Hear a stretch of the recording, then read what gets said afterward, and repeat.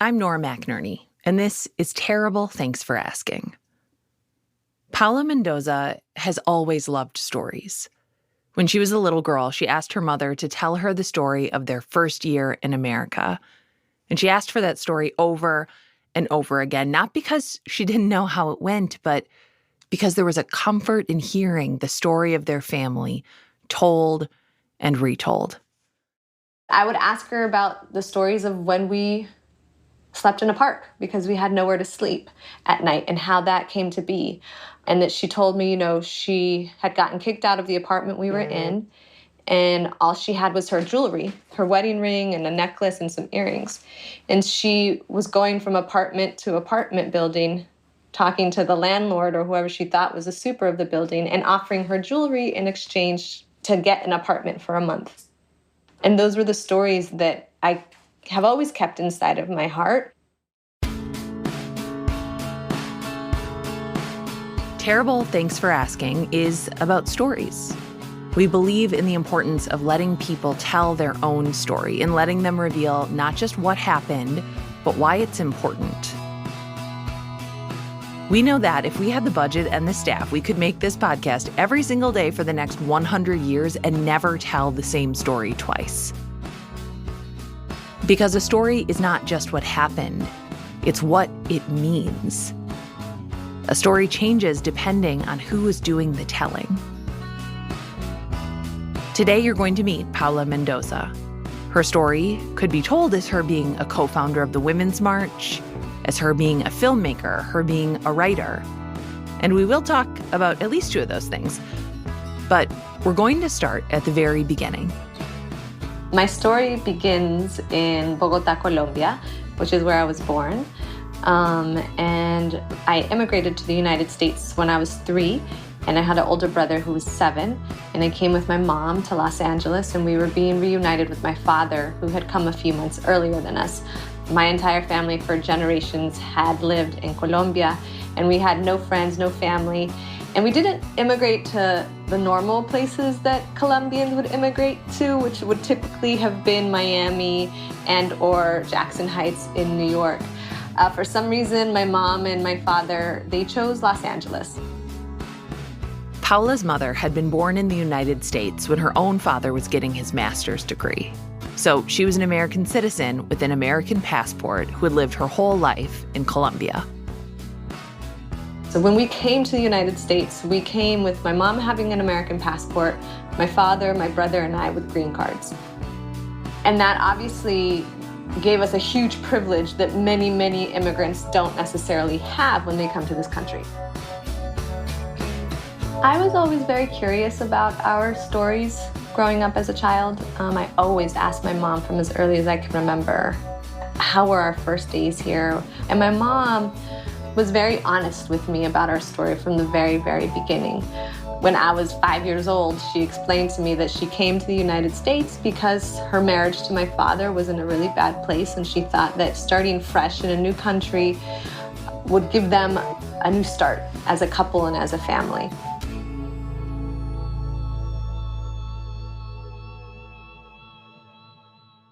It didn't work. One night, just a few months after they moved, Paola's dad went to work, and he never came back. He had left his wife and his kids.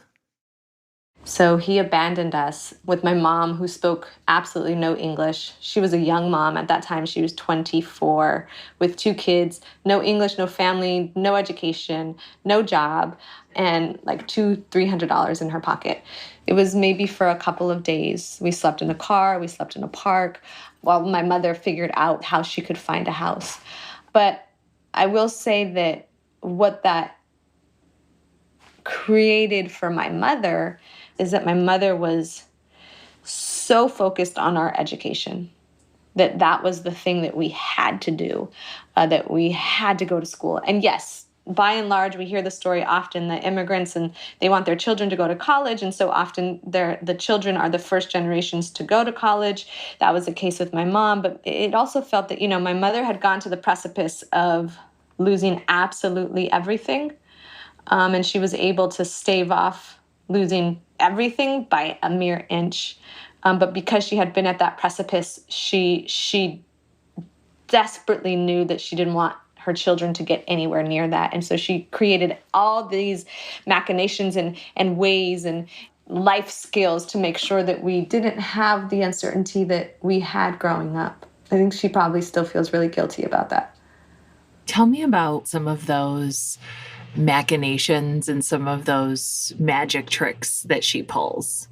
So one of my memories as a child is that my mom's first job was at a fast food restaurant, her first job in the United States.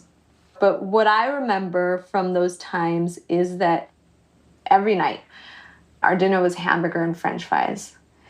And I asked her as an adult or as a teenager, why did we always eat hamburgers and French fries? And she said to me, because at the fast food restaurant, they would give her free lunch. And so she would take her free lunch and she would save it for our dinner. I think my mother is extraordinary and I love her and she is very special. But I also know now that I am a mother, I would do the same thing for my child to make sure that they are able to survive and eat and thrive.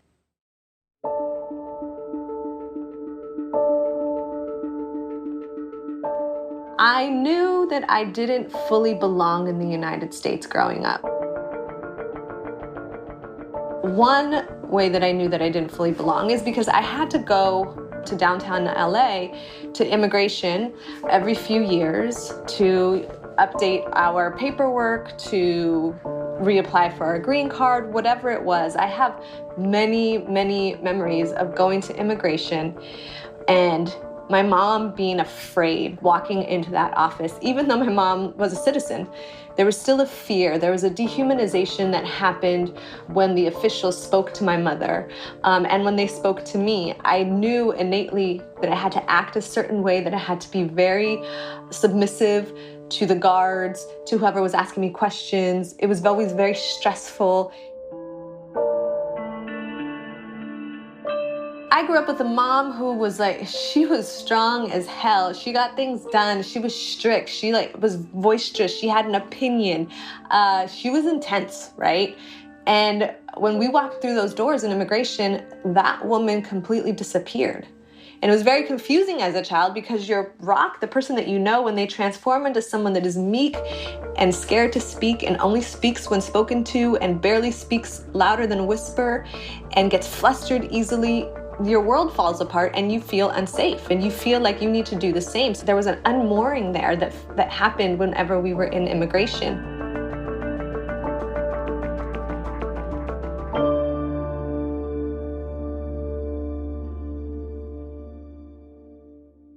Paola grows up outside of Los Angeles in a rural area, and she felt that same sense of unmooring, of unbelonging, not just in the immigration office, but in the town that was supposedly her home. So I remember running around in the desert and playing with insects and bugs and in dirty ass desert water. I had a lot of freedom of movement growing up as a kid, just because we were in such a rural area. I also remember not fitting in the town that we were in because it was mostly a white town. And we came with an influx of immigrants and Black working class transplants from LA. And so it was an unwelcoming place for us. So I felt like I didn't really belong, though it was also my home. And then also amongst the immigrants, I didn't really belong because they were all Mexican and I was Colombian. Paola's experience is different. Her family came with green cards. Her mother is a U.S. citizen, even if her children aren't. And then there's how Paola's mother looks. So my mom presents as white. She's 5'11", super light skin, freckles everywhere, small eyes. She walks down the street and you think she's probably Russian or Eastern European. And when she speaks, she has a very, very thick accent. And it's very clearly a Spanish-speaking accent. But people, because of their own ignorance, they just cannot place that she is from Latin America. They think that she's Russian, and her accent does not sound Russian at all. So all that to say, that's the setup. So I was playing with my friend outside my house, and I'm not sure exactly how it came up, and I was like, oh yeah, my mom's American. And she said with such disdain and like disbelief, she was like, "Your mom is not American." And I was shocked. My mom had always identified as American because she was born here. And she came to her home country years later. And I was super confused, and I was like, no, she is American. And she said to me, my neighbor, she's like, "She can't be American. No one that's American speaks like that." And I just remember this like feeling of not belonging, of realizing that with her, my neighbor, my best friend, like I would truly never be fully accepted, that there would always be this like, you are them and you are not one of us.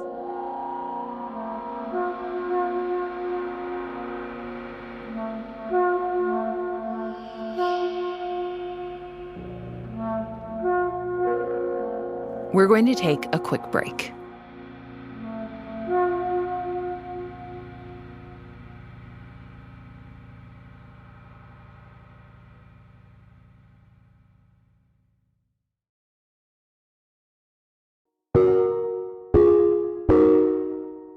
We're back.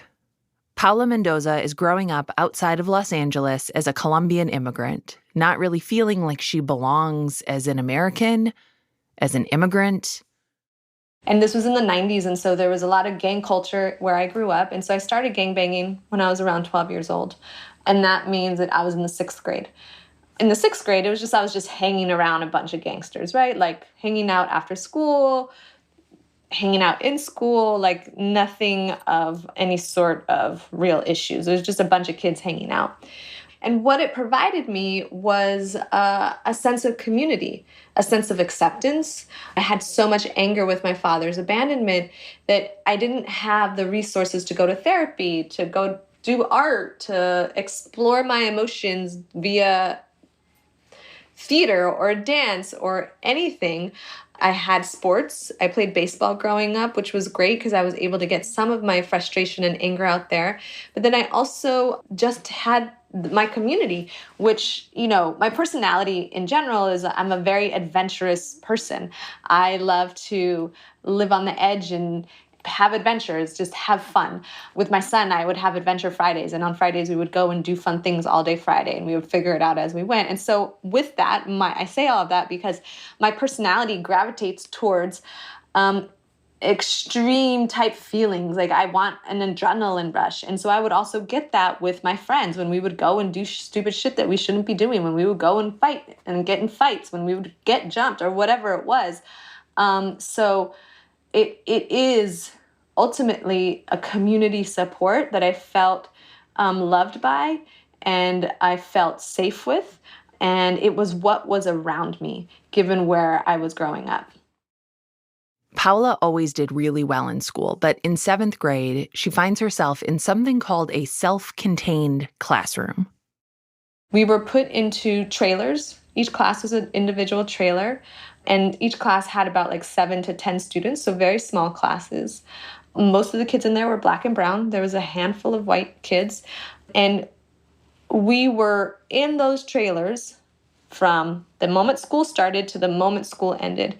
We would get released from the trailers to have lunch at a time when no one else in the school was having lunch. So if lunch for the rest of the school was between 12 and 1, our lunch started at 1:30. And it was just us from self-contained classrooms that had lunch together. And I wasn't asked if I wanted to go into these classrooms. My mother was not consulted.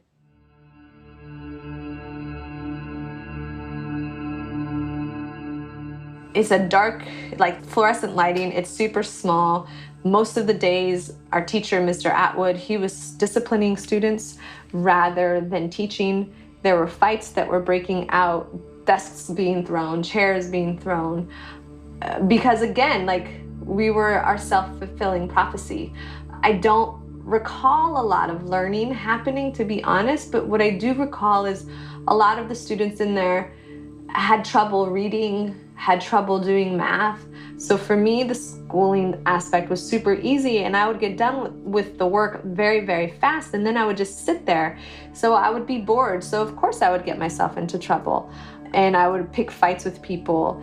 And so it was chaos. What I remember is my 7th grade year of junior high school was complete, utter chaos. And young people don't thrive in chaos. We just become more chaotic. And so that's the heartbreaking thing about that time in life, is that all of these kids were just going through chaos. They already started, they being the system, they being the school district, started institutionalizing me for failure. They didn't allow me at the age of 12 to really have access to changing any sort of behavioral problems that I might have had. Saying, you know what, she's actually really, really smart, but she has some behavioral problems. So what is the issue here? What is the question? How can we help? They, at the age of 12, gave up on me and put me in self-contained classrooms and assumed that I was going to just fail and go to jail. I had a parole officer as well in school. Even the name, the self-contained classroom, it was about containment. It was not about education. It was about containment. Paola described it as a self-fulfilling prophecy. If you tell a kid they're not going anywhere, they'll prove you right. If you tell kids they're bad, they'll prove you right. Paola had begun to internalize that story about herself and to live into it. But a teacher, Mr. Atwood, notices Paola and tells her something else. He tells her that she's smart, she's worthy, and he worked the whole school year to get her back into the main school. But when I got out into the quote unquote real school, I didn't feel like I fit in. I didn't feel like these were my people. I had made all of my friends there. I had self-identified and believed that I was bad, that I was not worthy, that I should, be in jail, that I was a troublemaker. And I didn't, quote unquote, want to be out in the real world. Again, that is the mentality in many ways of being and getting locked up. And so the teacher saw something in me and fought to get me out. But there was 50 other students that were given up on at the age of 12. And that is the heartbreaking reality. That is the unfair reality. That is the systematic racism in the United States and the lack of belonging, what that does to us, and lack of resources, obviously, too, to help students that need the extra help. Even in the regular school, it's not much better for Paola. The setting has changed, but she's still hearing the same story about herself.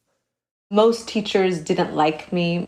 I had very few chances to mess up, because if I messed up, it was a much bigger deal than, say, if, Jennifer messed up. So my safety net in the school was very, very minimal. And so I think, at that school, there weren't metal detectors, there weren't police officers in the school. And I think it's important to note that, that's not the only type of violence that exists or militarized school systems that exist for young people. It is also just in the system that exists that says that Paola, if she's late for class, she gets this punishment, which is very severe. If Jennifer is late to class, she gets this punishment if it's a punishment at all. And so that in and of itself creates a militarized experience for me, because the repercussions of me fucking up were way more severe, and there was always the threat that I could go back into self-contained classrooms. Where Jennifer, in this scenario, that existence is not even a reality for her. These are all messages that Paola receives, telegraphed through her environment, through her interactions. They tell her she's not going anywhere, and she believes it. And I want to say, a lot of teachers listen to this podcast. I know and love a lot of teachers. And when you hear your work being criticized, or even just the area of work that you work in, it is very easy to feel defensive, to be like, what? We're doing our best here. Paola's story is not the story of American education, which is kind of the point. It's the story of the education system as experienced by her and kids like her.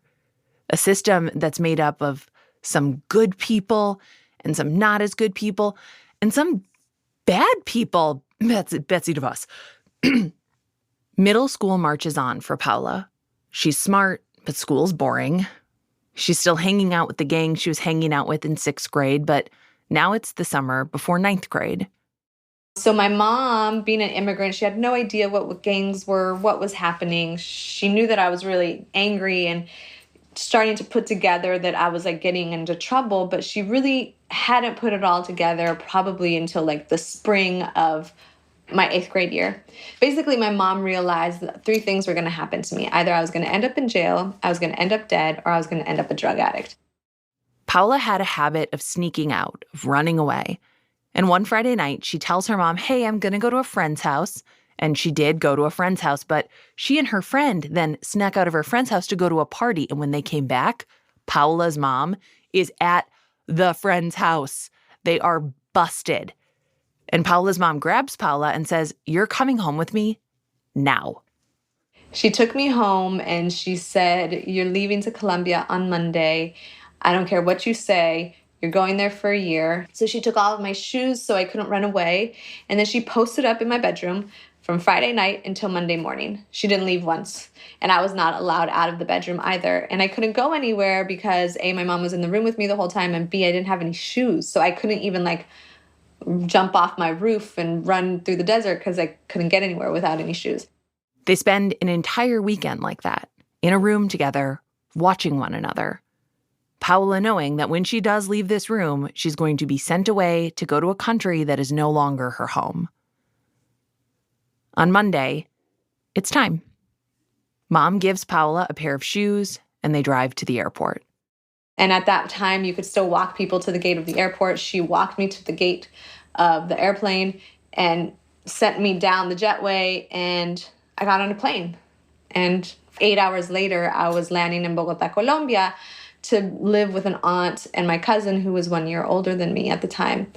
And I think my experience in Colombia, and this is again Colombia in the 90s. Colombia in the 90s was at the height of Pablo Escobar. It was the height of drug violence in Colombia. It was a very dangerous place. And yet, my mother was willing and did send me back to Bogotá during this very dangerous period politically because she felt that I would be safer there than I was in LA. Paola steps off the plane and enters a whole new world. In the United States, I lived in a 3-bedroom tiny house, probably 1,000 square foot house, 1 bathroom, small backyard. And my mom worked from 8 in the morning till 7 p.m. at night. She came home, she cooked us hamburger helper, and we cleaned the house while she was gone, right? And we watched TV most days. And when she was at work after school, like we would go hang out with friends and kind of like run around wherever it was that we wanted on bikes or catch rides from people that we knew. In Bogotá, I moved into a house that had a chauffeur, that had 2 live-in maids. And it's important to note that in Latin America, middle-class families tend to have maids too. So while we had 2, it is not as abnormal as it is here in the United States. The house that I moved into was very, very big. It was a 2-story house with a huge terrace outside. It was a doorman at the door. Like I was going to all-girls private Catholic school in Bogotá with all also very, very wealthy families. And so it was the complete opposite of what I had grown up with.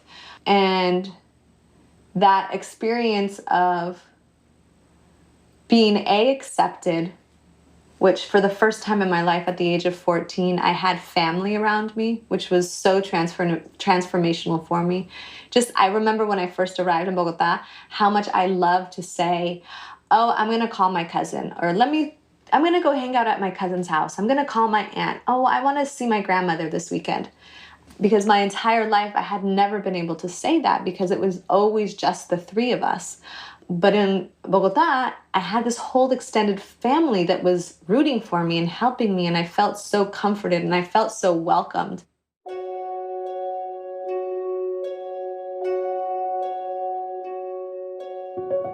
That environment of having a whole group of people rooting for her, it changes everything. I didn't do anything extraordinary. I just did what was expected of me. When I got to Bogotá, I was put into a school where I was expected to do well, where they demanded excellence of me, where I was challenged educationally in a way that I had never been challenged before. Education was now hard for me, where I was expected to have dreams and ideas and desires for the future, where the system was set up for me to succeed rather than set up for me to fail. And so I, very similarly to when I was in LA, I was a self-fulfilling prophecy to the desires around me. When I was in Colombia, I became a self-fulfilling prophecy to the desires around me, but in a positive way. And I think that that's really important to understand. I was the same child, but with different expectations. And in both expectations, I fulfilled them. Here, Paola was hearing a new story about herself, that she was smart and worthy and that expectations for her were high. And just like she did in that self-contained classroom, she lived up to the story she heard about herself. And we're going to take a quick break.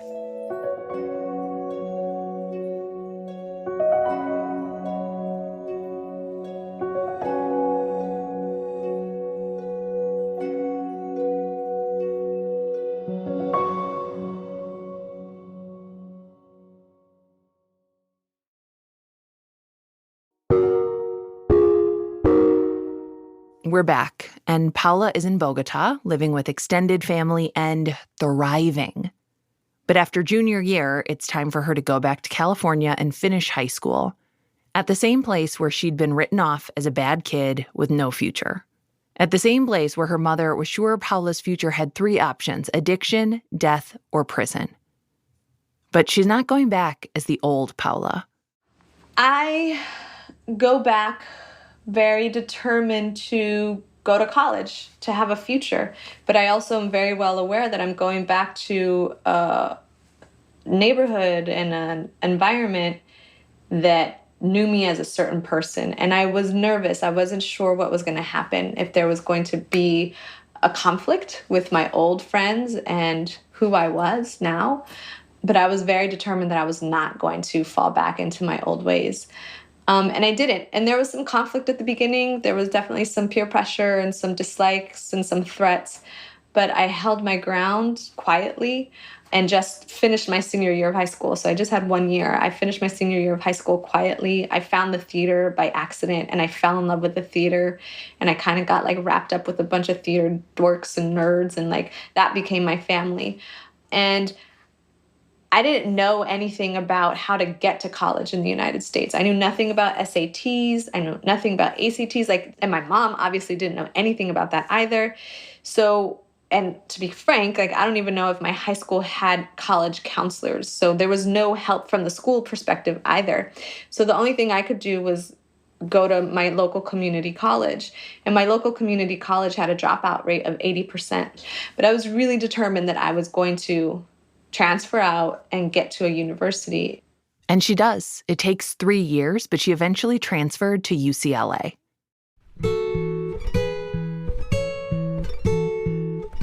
When I left the city that I had grown up in, it was a huge relief. I felt like I got out. I was like, yes, I made it. I'm out. And that was like a weight off of my shoulders to be able to get out. We're not just a collection of things that have happened to us, but these experiences do help shape us. And they help shape what we do, how we operate out in the world. Paola is now a filmmaker, an author, an activist. And all these experiences from childhood have shown up in her work over and over again. As a kid, she'd ask her mom to tell her the story of her family coming to America, of her dad leaving, of what happened afterward. As an adult, these are the stories that fuel her and the stories that show up in her work. Those stories about their first summer in America, her father leaving, she and her mother and brother sleeping in a park, were used as the basis for a fictional film she wrote and directed. All creative work allows us to process the stories inside of us. Fiction gives us a space to get beyond just the facts of what happened and unravel and explore the truth of it. Telling these stories as an adult has helped Paola to understand the father who left her over 30 years ago, and even to forgive him. To come to a place of understanding that my father was not this demon, horrible person. He was a man that made a bad decision out of weakness because he couldn't fulfill the shoes of what it meant to be an immigrant in this country with a family. And that kind of framed the rest of my journey thus far in my life, of one of feeling sad for him and not being angry anymore, and also having a lot more compassion for people when they make decisions that end up being like lifelong bad decisions. And the only reason I was able to get there is because as a writer, I needed to put myself in the shoes of my father and ask the why.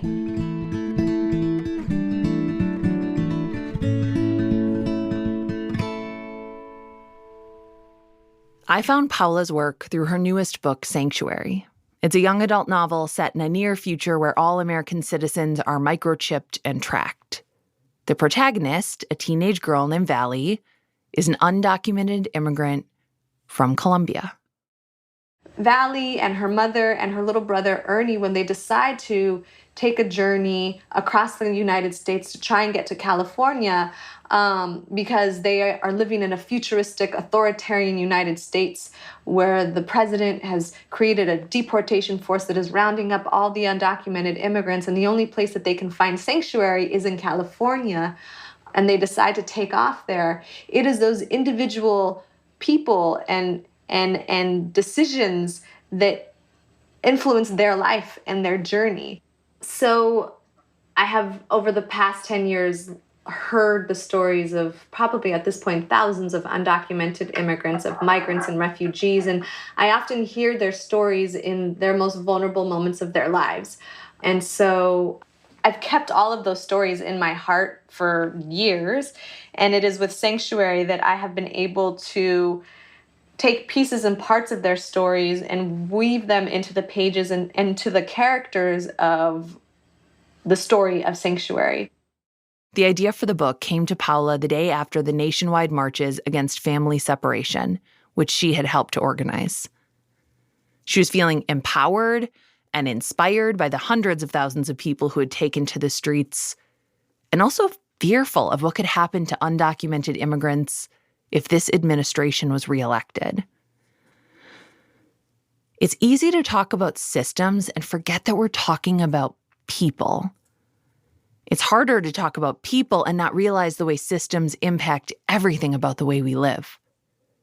In the novel she wrote, Paola imagines a world where citizens turn their backs on the mistreatment, dehumanization, and systemic disappearance of anyone who isn't them. It is the imagining of a worst possible future for America, but it also feels extremely familiar. The week I wrote this episode was the same week that a whistleblower alleged that women in an ICE detention center in Georgia were given medically unnecessary hysterectomies and other gynecological procedures that they didn't understand. I live in a state where our country is building a wall to keep out immigrants. And depending on the stories you've heard, that's smart to you. Or it's a huge waste of money. I live in a country where some people are saying things like America first, and based on the stories you've heard, that's good, that's fine, yes, or that is deeply disturbing, that's wrong. So the book itself is fiction, and like most fiction, there is a lot of truth to it. This particular story that I'm about to tell are not in Sanctuary. The pain and the visceral danger and fear is 100% palpable in Sanctuary. So I went down to the border in 2014 under Obama, it's important to note, because there was a surge in unaccompanied minors crossing into the United States. It was one of the first immigration crises we had with so many children crossing into the border of the United States. And I couldn't grasp my head around it. I was like, what does this mean? So I was in a shelter that was housing people that had just crossed. And we were doing intake of people that had just come in. And I was talking to a woman who had just arrived at the shelter, and she was in complete shell shock. And her little son, who was probably 10 or 11 years old, was emotionally just not present. Something really bad had happened. And she started telling me her story. And I tell this story because she told me that she wanted people to know her story, and she wanted to know why she had fled her hometown, her home country, which is in Central America. And she said that, where she lived, there was a lot of gangs, huge gang problem. And she had come home. She had two sons, a 16-year-old and a 10-year-old. And when she had come home from work, there was 3 gangsters inside of her house from a very prominent gang where she lived. And they had her 16-year-old son sitting in a chair, and they had 2 chairs across from him where her 10-year-old boy was sitting and 1 chair for her. And they had said that they wanted her son to join the gang, and she had said no, and her son had said no. So this is really hard. It was hard for me to hear when she told me, and so we've decided it's just too hard for us to put out there in the world. It happened, and it's a true thing, and it's just too terrible to repeat. So I will tell you only that these men tortured and killed this woman's teenage son in front of her and in front of her 10-year-old. And that night, she left her hometown with her 10-year-old boy and came to the United States looking for safety, refuge, and sanctuary. And so these are the types of stories that inform sanctuary, and this is the reason why people leave their home countries. Now, in sanctuary, we're talking about 2032, and people are fleeing within the United States, but the fear and the possibility of losing one's life is palpable. And the question becomes, what would you do? Could you really tell that woman, don't come here, wait in line when there isn't a line to wait in, to say you are not welcome here? That to me is crazy. I would hope that most people would provide safety and refuge and sanctuary for that woman when we have the ability to do so in this country.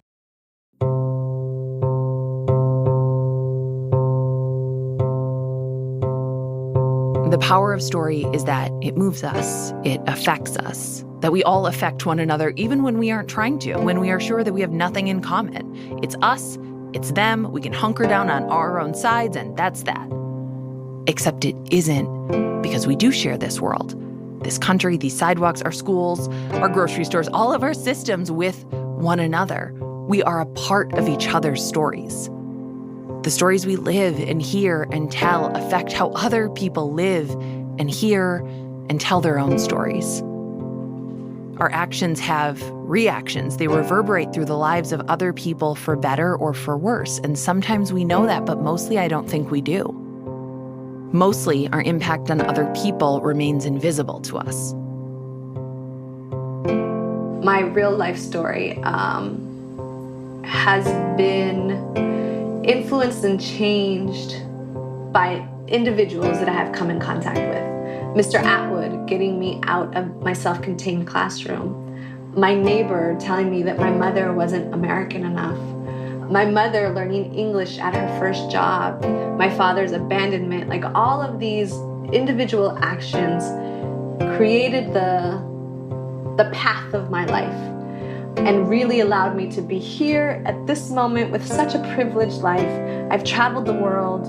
I've organized the biggest protests in the world. I've traveled with migrants as they are walking thousands of miles to the United States borders.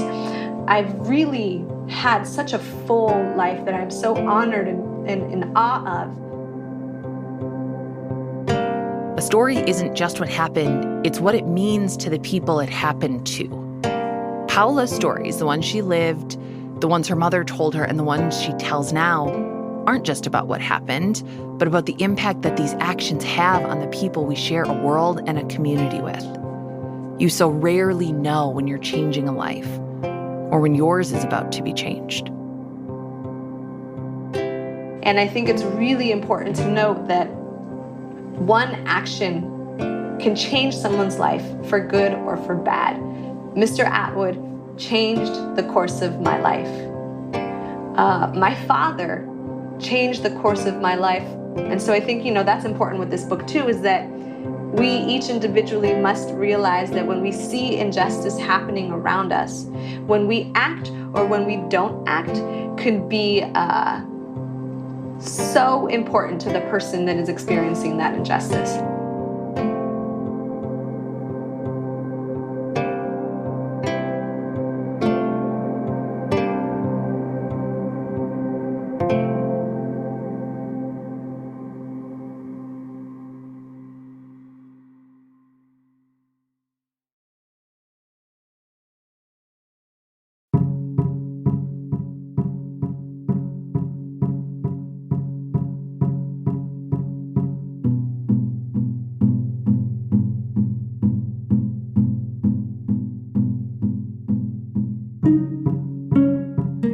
This has been terrible. Thanks for asking. I'm Nora McInerney.